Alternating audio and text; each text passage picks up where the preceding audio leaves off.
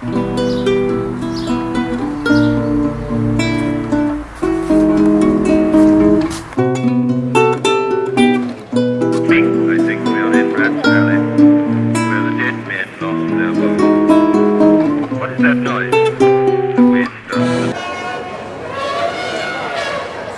talked about nature and the environmental crisis, and I was talking about the need for us to understand the environmental crisis through a not entirely anthropocentric perspective, but also thinking about valuing nature for its own sake.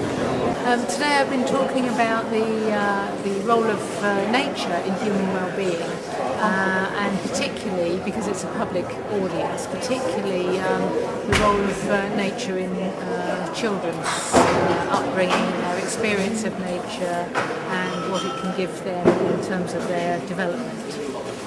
If we take the story about environmental crisis seriously, and we think that kind of dualistic mastery, domineering sort of attitude is part of the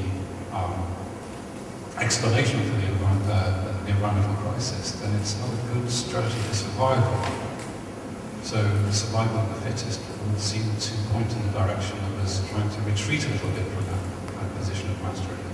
As an environmentalist myself, I really enjoyed hearing some well thought out perspectives on the issue, particularly hearing about how it affects us on a kind of social level, and how it affects us as children and later on in our lives and things like that. I thought that was very interesting. For me, the one I found most interesting was made by the woman, I believe her name was Isis, where she was talking, for example, about the idea of nature as being a timeout, a separation from the normal activities. Now, unfortunately, we didn't get a chance, because obviously we finished, to discuss some of these parts, but I was interested in that she seemed to be arguing that we almost see nature as a refresher, as like white noise, that enables us to recharge from the very symbol-focused world that we operate in, traffic lights and so on, as she was saying. I've been to a couple of the Philosophy in the City events, and I thought they were very good so far, so I'd recommend it to everyone. This one was really good. It was a bit like being in an Agatha Christie novel, I felt.